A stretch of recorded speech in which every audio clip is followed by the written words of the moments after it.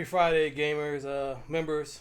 I got an off the cuff, no scripts, no edits, except this little Notepad for Specifics review for The Outer Worlds 2, developed by Obsidian Entertainment, released October 29th for Current Gen Systems, 2026, October 29th for Current Gen Systems, Xbox, PlayStation 5, Steam, etc., etc. Um, so let's start with the introduction to this review. Well, first of all, I'm not gonna waste your fucking time. I'm gonna give this a 9 out of 10. A 9 out of 10, and the reason why I give it such a high score is because of a couple things. It's much improved over the first Outer Worlds game that I played 3-4 years ago, and I played that from Game Pass, and it wasn't that memorable to me. I really don't remember much about the Outer Worlds. I remember planet hopping and stuff and the campaigns a little bit, but the story and everything, player agency was not as good. So the Outer Worlds 2 is a big step up, okay? And I'm gonna get into it why it is a big step up. And I would say this is Obsidian Entertainment's second best game behind Fallout New Vegas, which I played back in a PS fucking 3, if you believe that. And that game just had more player agency than the Outer Worlds 2. So the introduction is basically also I wrote a review for Avowed. I played Avowed 2 this year. So I played a couple Western RPGs. I played Avowed, beat that, and beat Oblivion Remastered, which I really loved.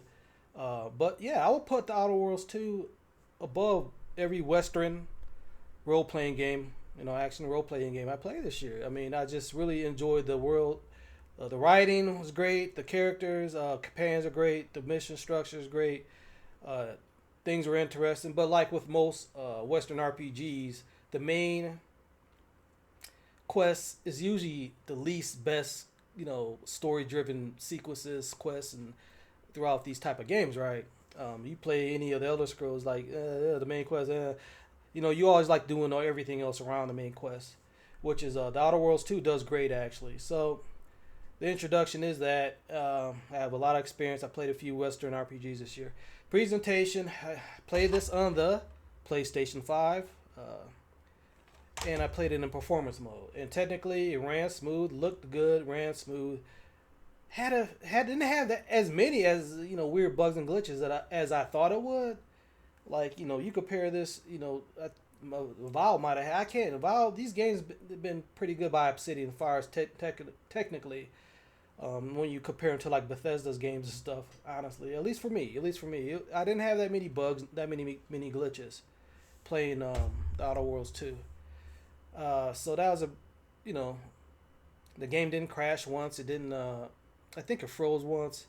You get some weird NPCs. You get some hitches where sequences don't start properly. Whether you got to talk to a player or go to you know, a waypoint or something, like it doesn't start. Little things like that, but nothing serious. So the game to me was pretty good on a technical level on the PlayStation 5. As far as the story is concerned, the story starts out 3/4 of the story, the main story. 3/4 of the main story, you're trying to hunt down an agent that betrayed you named Augustine DeVries. And you're basically hunting her down, and I ended up killing her out of choice. There is player agency in this game, and I don't know what will happen if she lived or died. I think you have to kill her. But after you defeat Augustine DeVries, that agent, then it shifts to stopping a rift that's going to collapse the galaxy and eat Arcadia, the galaxy, and all of its planets up that you hop around in, and that you grow into love with the world building and character and lore and everything. So 3/4 you're hunting DeVries. That's basically the story of the game, and a quarter you're hunting down the Protectorate. Okay, Protectorate leader, consul. I forgot his name, but he's a consul of the Protectorate in a ship, and he's trying to open up or do experiments with the rifts. Now the three factions. The three factions are Auntie's Choice. What's the second one? And the Order, and the third one is the Protector. Now this is where I put New Vegas over. The Outer Worlds 2 is because in New Vegas you can deal with any other factions. In this you can't really deal with the Protectorate that much, especially at the end. They're kind of the main enemy, and they seem to be always hostile. Now with the Order and Auntie's Choice, you could really get into if they like you or hate you and this and that. And there's not a lot of there's a lot more player agency with the factions with Auntie's Choice and the Order, from my experience. And by the way, I did get both of those factions at the end of the game. Spoiler alert, to work with me and stuff. So yeah, they have a lot of player agency written into the main story. Um, Now visually the game looked okay. It's not no super duper standout game. There's like 8 different planets and maps that you can venture to, and they all look different. They all have different, story driven quests and stuff and NPCs. I really like the world building as a whole. It seems like every hub was alive and they look different, and I really love the presentation as far as that's concerned. In the Outer Worlds too. Um, Player agency. Let's get into the traits and skills and just your background. Now I played as a gambler, which is a trait. A dumb person, which is another trait, and lucky, which is another trait. Now, the traits are important because I didn't really realize how important they were until you get in the main choice sequences in a player agency within a mission. Like let me explain. On Paradise Island, which is the first hub you experience, there's a sequence near the end of it where you can decide on the fate of a city, a faction, or you can let them live or die by controlling where a satellite is going to end up falling into and exploding. Okay, now I had the luck trait, right? So I clicked luck, and I end up pressing a bunch of buttons in the terminal, in the satellite station, which was on the ground, by the way. It flew up in the air and blew up in outer space, saving a city in Paradise Falls, which is they're like your, one of your companions, Inez, is from and stuff. And I also did a sequence where I didn't save it, and she was real pissed off at you. So a lot of player agency with the traits in this game. Matter of fact, I've written down the traits, and yeah. So luck, gambler, and brawny. Brawny is just one where you can just open up doors and stuff, and you don't have to have a strength or nothing like that. But yeah, the skills and the traits really does play into it. And there's something called a flaw system, whereas you play the game, like for instance, there's one called bad knees or crouching, where it speeds up your crouching speed, but it also does something, makes more sound while you crouch. There's a lot of events in this game, like Deus Ex Mankind Divided, by the way, so that crouching speed helped out a lot. But there is a lot of flaw. Flaw is just a system that the game gives you randomly as you play the game. Like if you buy too many items at a vendor, will give you a flaw. If you crouch too much at a flaw, you make too much noise, you get a flaw. So it really transforms the game into even more role playing. Because there's so many perks and traits to begin with that it has a lot of player agency involved with the dialogue trees, which there are a lot of. I made gameplay VODs, by the way. I made a 288 gameplay VODs on the YouTube channel, Jason's Video Game Source. There's a lot of dialogue trees.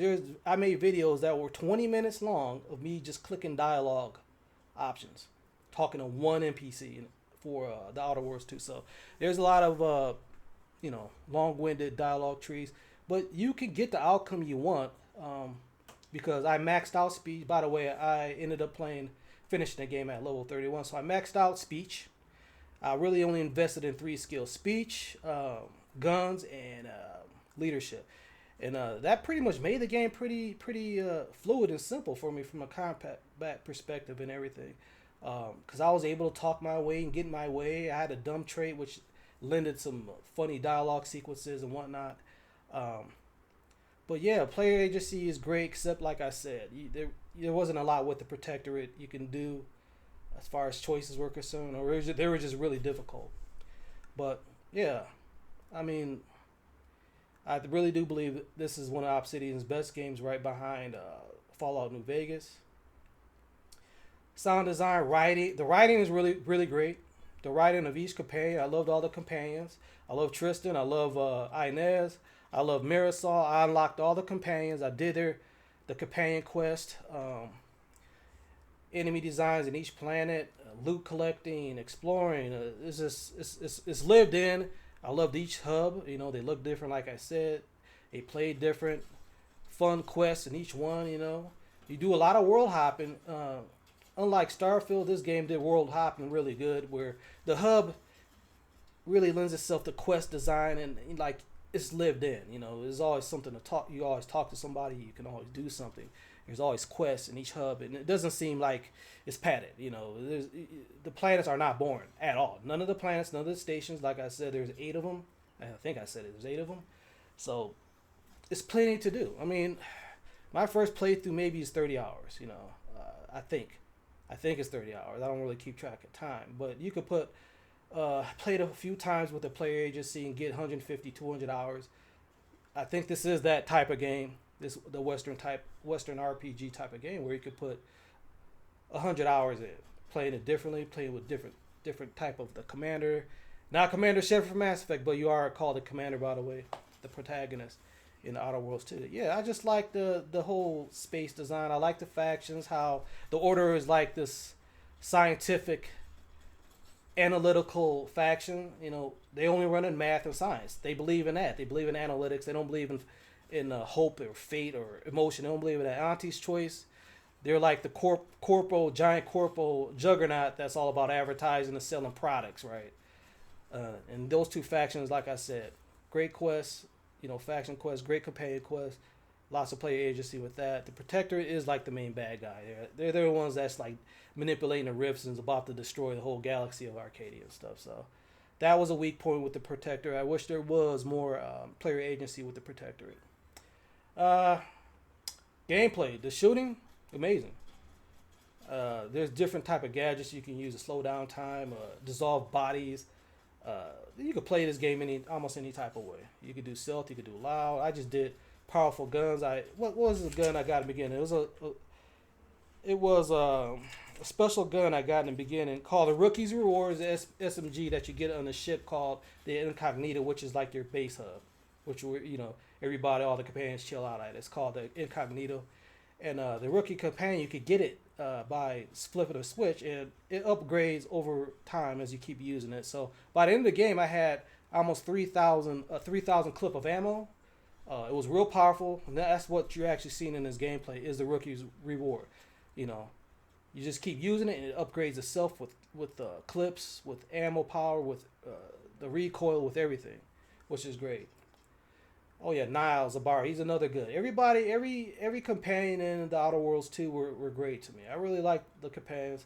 Valerie not so much. I guess she's just a helper droid or whatever. But yeah, the ending for me was crazy. Yeah, I ended up having the bad guy sacrifice himself and surrendering to me through speech and picking the right dialogue tree. So he flew this big gigantic fleet ship into the rift and destroyed it and saved everybody. So the guy who was going to kill everybody by the end of the game, who was going to destroy the galaxy because of his ideologies, I talked him into killing himself and blowing up the ship and blowing up the rift and saving everybody. So like I said, player agency is really big in this game. That's a big powerful thing about the whole gameplay mechanics of the Outer Worlds 2. So no, I loved it. I would say it's probably the best RPG I played this year.